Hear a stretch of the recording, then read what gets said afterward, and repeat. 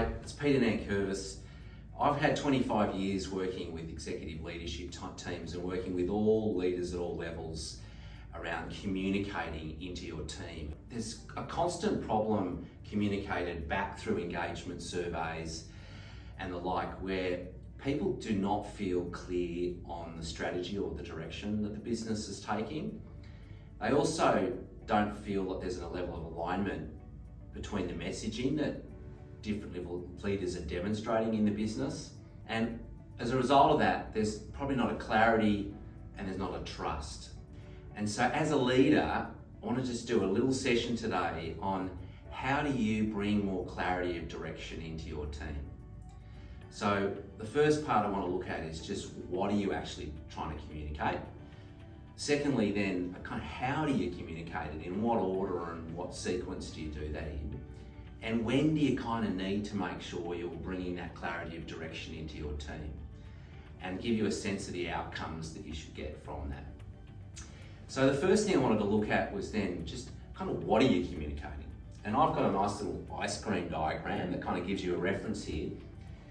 So the first thing here is the purpose that you're going on. So your company purpose or your company mission is something that you should be articulating to your team. Really important, I'll talk about that more importantly in a minute.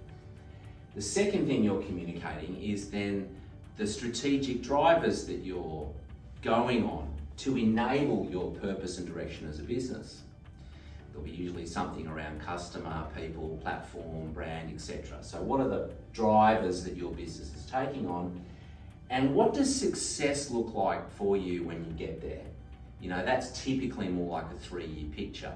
So this whole, I call it north, is really about where are you heading to in the future over the next 3 years. So then secondly, just in terms of your strategic drivers, what I see is that there's not a clarity in the business because the leader's not really clear themselves.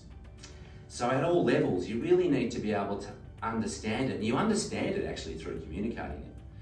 So when you get into these drivers, what you need to think about and what you need to communicate clearly is what's the objective of each one. So if there's a customer objective here or a people objective, what is the aim of that, the intention of that?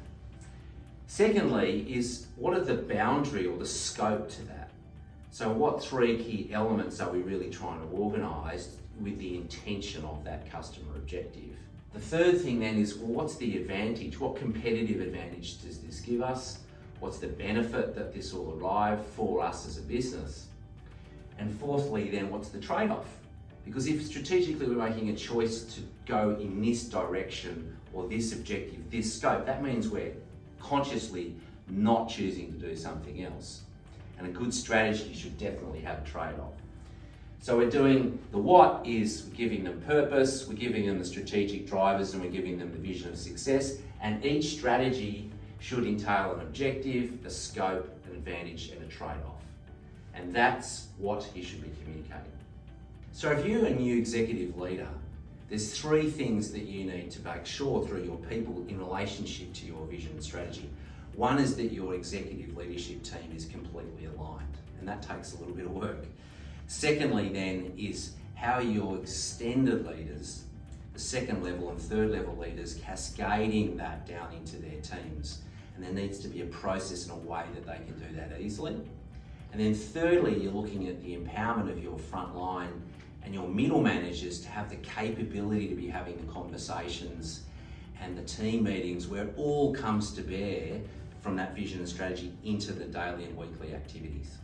So if you're trying to restore trust, build engagement, but particularly communicate clarity and engage people into really the journey that the organisation is trying to take on, there's a way to do that.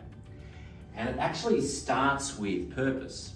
So that's really the first or the building blocks or the foundation of kind of what you're connecting people to, because it speaks more to the heart of the spirit or the stress-free experience or the market leadership or the aspect that you're really trying to engage people towards. The second part then is your visual of the strategies.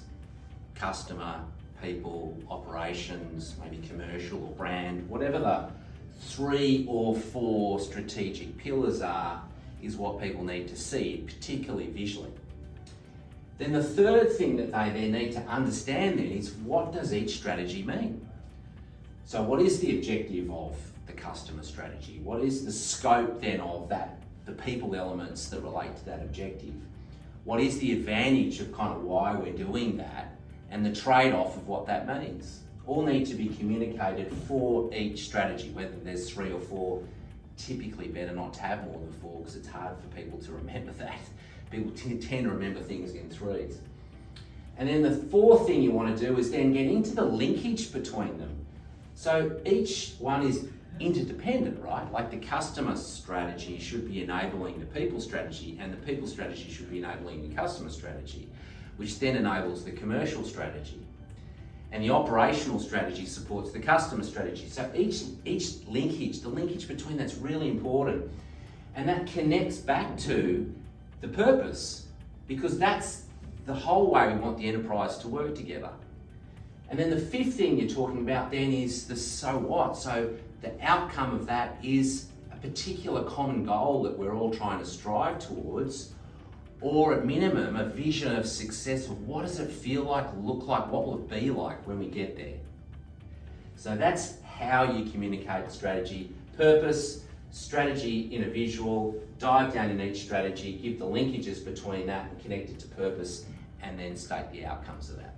So we've talked about the what and the how you communicate it, then when do you communicate it? And as a leader, you're navigating your team and your people and the business all of the time. But there's 4 particular situations when you need to actually communicate the strategy and really link people to the vision and strategy of the business. So I use a compass here as a metaphor to help you think about navigation. So when you have a new strategy, obviously, you're wanting to cascade or needing to cascade that down to your team so you can get alignment from all of the parts of the business to where you're going to as a business. So it's a leader's responsibility to align their people to that vision and strategy. The East then is really about the why, which relates to the behaviours that you're trying to build, whether it's passion or trust or collaboration. That's the connection. But obviously too, it's when you get new people. So if someone's coming into your team, or you've had a change in structure or a change in people, you really need to come back to the north of where it is that you're trying to go to. What's our vision, strategy, purpose, and connect people to that. Around this, we call the south, the areas is really the why not, which is then the things that need to change. So when there's a big change around technology or people or structure or anything that's changing, there's a challenge around empowerment typically because of decision making and communication. So how do you get people to mobilise out of the south is by communicating the north, inspiring them on the better world that you're going to be in 2 years, 1 year, 3 year, connecting them to the bigger picture of where we're trying to get to. And then the west is then about your execution. So each time you're doing your quarterly plan and you're trying to get all your individuals or your team to be setting their quarterly and reviewing their quarterly performance, you're connecting people back to the vision and strategy. So when you're launching it, when you're engaging new people, when you're trying to drive change, and when you're trying to drive performance and execution, it's always a chance to bring people back to your north. And the benefits of that is you get this alignment right through your business, you get higher levels of engagement and trust, you really start to empower better decision making and faster decision making, particularly in better decision making in the organisation, and you're driving execution of the short term that aligns to the long term.